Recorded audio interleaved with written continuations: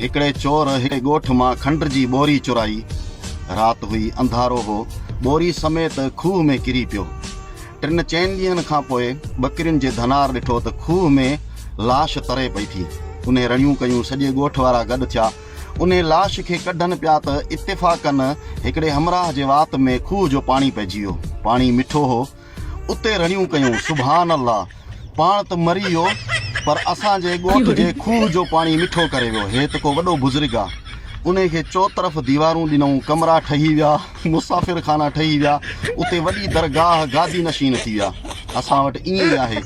अलाए केरु अलाए किथां जा ठग आहिनि जिथे दरगाहूं ठहियल आहिनि, उते अलाए छा छा पियो थो हले।